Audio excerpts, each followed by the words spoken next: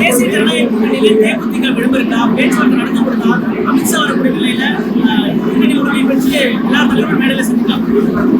கொஞ்சம் பொறுத்திருந்து பாருங்க, இன்னும் எங்களுடைய கூட்டணியில நிறைய பேர் வந்து சேரணும். தேமுதிக இடம்பெறுமா? ஏன்னா இதுவரைக்குமே அவங்க பேச்சுவார்த்தை நடத்தல, பேச்சுவார்த்தை போயிட்டுருக்காங்க. உங்களுடைய விருப்பம் தேமுதிக இடம்பெறும் அப்படின்னு என்ன ஸ்டேஜ்ல இருக்கு சார்? இல்ல, மதிப்புக்குரிய அமித்ஷா அவர்கள் வந்துட்டு போட்டு உங்களுக்கு பதில் கிடைக்கும். தமிழகத்தில் வந்து திமுக ஆட்சி தவிர மற்ற எந்த ஆட்சி வந்தாலுமே பாஜக டெல்லி பாஜக ஆட்சி தான் தமிழக முதல்வர் சொல்லியிருக்காரு. எப்படி பாக்குறீங்க? தமிழகத்தில் இந்தியா முழுக்க இன்னைக்கு எல்லா மாநிலங்களையும் பாரதிய ஜனதா கட்சி ஆட்சி தானே இருக்கு. எல்லா மாநிலங்களையும் பாரதிய ஜனதா கட்சி ஆட்சி தான் இருக்கு. அதுல உங்களுக்கு எதுவும் சந்தேகம் இருக்கா? எடப்பாடி தலைமையில் இருக்கக்கூடிய டெல்லியில போய் பார்த்துட்டு வர்றாங்க.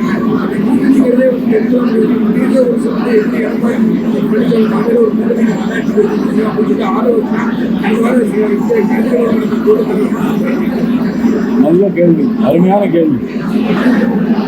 முதலமைச்சர் அண்ணன் யூபிஎஸ் முதலமைச்சராக இருக்கும்போது பியூஷ் கோயல் தமிழ்நாட்டுக்கு இன்சார்ஜ் கிடையாது. 11 மருத்துவக் கல்லூரி கொண்டு வந்தாங்க. எத்தனை சொல்லுங்க? 11 மருத்துவக் கல்லூரி கொண்டு வந்தாங்க. பியூஷ் கோயல்கிட்ட கேட்டுட்டு அவர் கொண்டு வரல. வந்தே பாரத் ரயில்கள் கொண்டு வந்தாங்க. பியூஷ் கோயல்கிட்ட கேட்டுட்டு கொண்டு வரல. 5 வருஷம் முதலமைச்சராக இருந்தாங்க. பியூஷ் கோயல்கிட்ட கேட்டுட்டு முதலமைச்சராக இல்லை. ஏன் இந்த மாதிரி பத்திரிகையில கேள்வி கேட்குறீங்க அப்படிங்கிறது எனக்கு புரியல.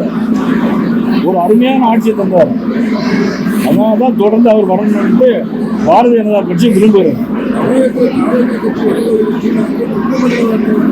அனைத்து இடங்களிலும் வெற்றி பெறும் அப்படின்னு சொல்லி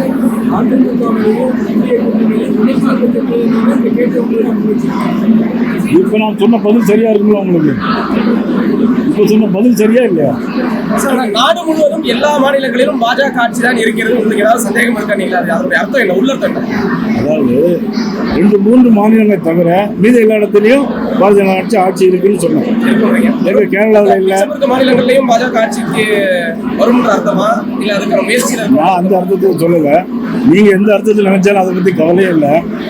தமிழ்நாடு, கேரளா இந்த மாதிரி 4-5 மாநிலத்தை தவிர மீது இடத்துல இருக்குன்னு நான் சொன்னேன். சார் 2 மாசம் தான் இருக்கு இந்த தேர்தலுக்கு.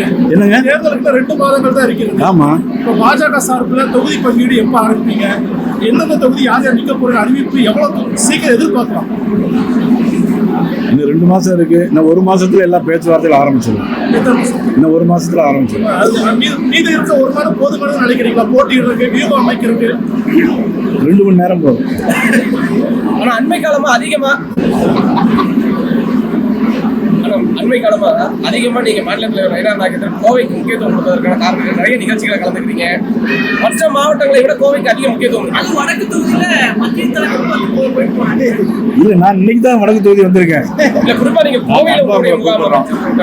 கோவையில் அதிக ஆர்வம், அதிக முக்கியத்துவம் மற்ற மாவட்டங்களை விட. நான் கோவையில போட்டி போடல. பாஜக தலைவர்களோட முகாமா வந்து கோவை முகமா மாறி இருக்கீங்க. எல்லாருமே வந்து பயங்கர அதிகமா பார்த்துட்டு இருக்காங்க. நேற்று காலையில் நான் திருநெல்வேலியில் இருந்தேன். என்னோட தொகுதியெல்லாம் பார்த்துட்டு இருந்தேன். சாயங்காலம் மதுரையில் முகாமிட்டு பிரதமர் வரக்கூடிய வருகையெல்லாம் சொல்லி பேசிட்டு மதுரையை முடிச்சுட்டு வந்திருக்கிறேன். இன்னைக்கு கோயம்புத்தூர் வந்துருக்கேன். நாளைக்கு திருச்சிக்கு போக போகிறேன். நான் எல்லா இடமும் சுற்றிட்டு தான் வரேன். உங்களுடைய கேள்வி தான் கோவையிலே இருக்குது. யாருங்க?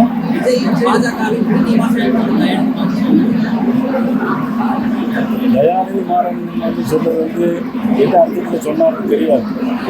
ஆனால் எங்களுக்கு எதிரான மனநிலை தான் விஜய் அவர்கள் எல்லா பேட்டியும் கொடுத்துட்டு இருக்காங்க.